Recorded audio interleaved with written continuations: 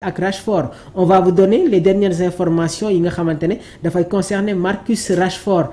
Transfert bi mi ngi en bonne voie, di ngeen am les exclusivités waaye dañ leen di jox tey jii AC Milan bi nga xamante ne jot na fixer le prix de Raphaël Leao. Donc l'AC Milan est en train de mener à bien une petite révolution dans son effectif après une triste 8e position au classement de la Serie A. Léegi nag Milan ñoom jot nañu officialiser déjà des recrues. Luka Modric bi nga xamante ne voilà gannaaw ba ñu éliminer le Real de Madrid dans cette demi-finale de la Coupe du Monde, c'est désormais officiel, c'est un nouveau joueur du Milan AC. Ki nga xamante ne tamit moom mooy Samuel Ricci, nekk international italien, nekkoon ni tamit ci club bi nga xamante ne moom mooy Torino. Il y avait un Sénégalais bu doon football ci boobule équipe muy Demba Seck, nekk attaquant excentré, nekk tamit un gaucher. Am na benn match boo xamante ne il avait été convoqué avec voilà l'équipe nationale du Sénégal sous l'ère Aliou Cissé. Boobu ba tey nag voilà il a déménagé, nekkatul ci équipe bi nga xamante ne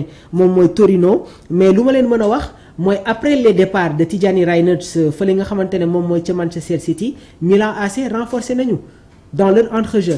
Il y a l'arrivée de Samuel Ricci ak Luka Modric. Waaye tamit am na benn transfert bi nga xamante ne ñi ngi koy waaj a officialiser comme l'indique Sky Italia. Dusan Vlahovic nekk attaquant ci équipe bi di Juventus de Turin, la vieille dame. Il y a des discussions, le club milanais bëgg nañ ko indi à San Siro parce que jamono ji la Juventus renforcé nañu ci seen attaque. Déjà il y a Kolo Muani ak tamit l'arrivée de l'international canadien bi nekkoon ci équipe bi di LOSC Lille muy ki nga xamante ne mooy Jonathan David. Signé na ci équipe bi nga xamante ne moom mooy Juventus de Turin. Donc Dusan Vlahovic est sur le départ et d'après les dernières informations, le club milanais veut se renforcer avec l'arrivée de l'attaquant serbe. Concernant tamit la vente de Raphaël Leao, comme l'indique Sky Italia, l'AC Milan ñoom ñi ngi xaarani une offre bi nga xamante ne dina voilà que dina am valeur.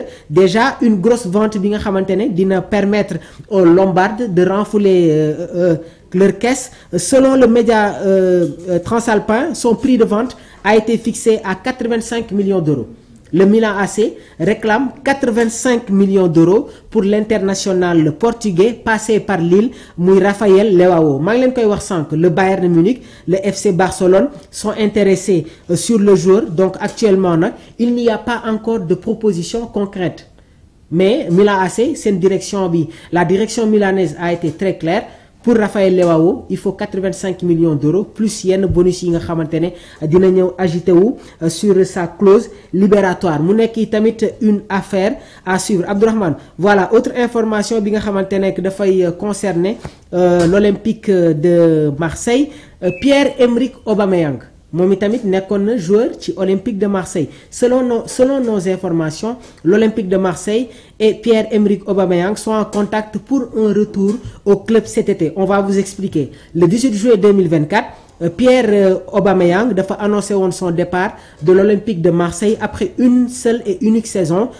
Ci saison boobu noonu footballoon na 51 matchs, am 30 buts, 11 passes décisives. Malgré cela, il a quitté la mort dans l'âme les pensionnaires de l'Orange Vélodrome, avec lesquels il n'était pas parvenu à se qualifier en Ligue des Champions.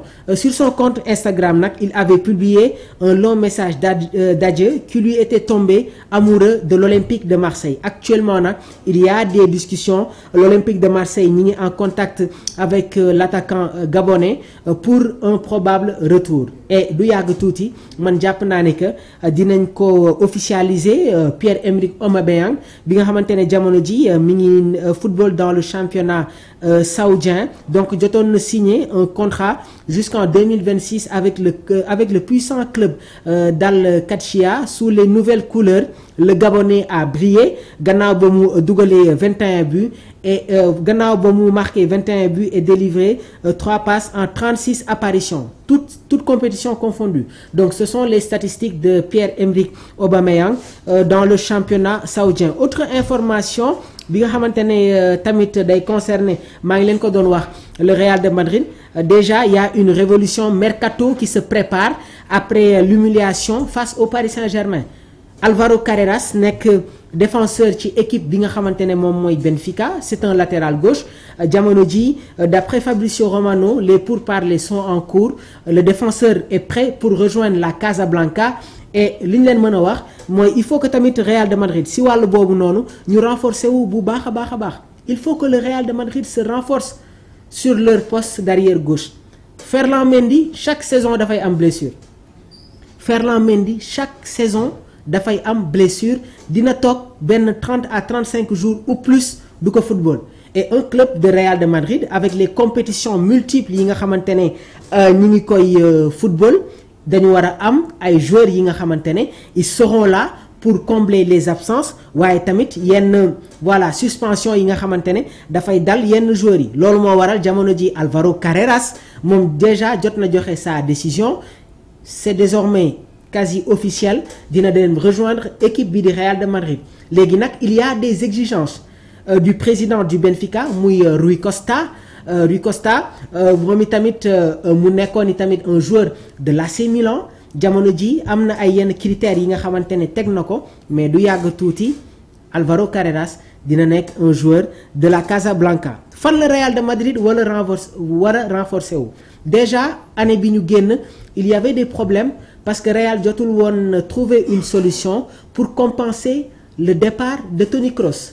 Et xool leen démb attitude bu Jude Bellingham ne peut pas tout faire il est dans les marquages mi ngi dans la projection waaye tamit c'est un vrai leader dans le terrain même sax équipe am suñ koy mëne da ngay gis que moom mooy booster waat équipe bi il ne peut pas tout faire et démb tamit Real de Madrid dañu am des problèmes au niveau de l'entrejeu et man yàgg naa ko wax depuis l'année dernière saa yu Federico Valverde di football comme arrière droit le Real de Madrid day am ay problèmes au niveau de leur milieu de terrain waaye match yooyu noonu dañ koy perte et match yi nga xamante ne Real de Madrid daf ko gagné dans cette coupe du monde des clubs Federico Valverde moo doon football comme sentinelle et daan ngeen gis combinaison ak coordination bi nga xamante ne am na ko ak Arda Güler ak Jude Bellingham waaye ba tey ji le Real de Madrid n'arrive pas à compenser le départ de Toni Kroos parce que rappelez-vous bien Jude Bellingham était très décisif dans sa première saison avec le Real de Madrid parce qu'il y avait une connexion extraordinaire avec Toni Kroos.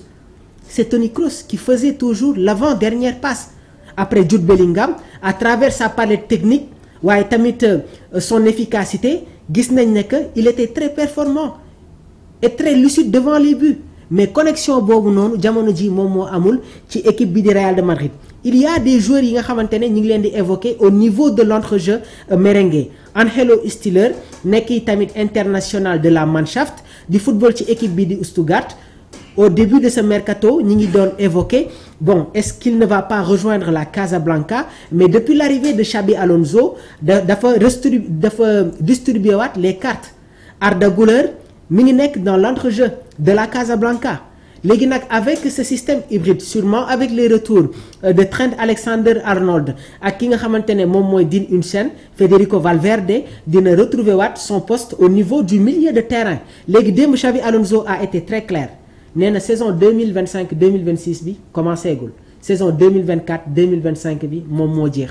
La nouvelle saison n'a pas encore commencé. Ce sont les propos du tacticien de la Casablanca. Donc le Real de Madrid est déjà forcé de faire une révolution mercato après l'humiliation face au Paris Saint-Germain. Déjà ils étaient impuissants, inoffensifs, dépassés. Les hommes de Xabi Alonso ont pris le rouleau compresseur parisien en pleine face. Il y avait des déchirures, il y avait vraiment des couacs entre les joueurs waaye tamit manque de coordination bi nga xamante ne noté woon nañ ko et l'attitude des attaquants merengues. Ils ne font pas de repli défensif.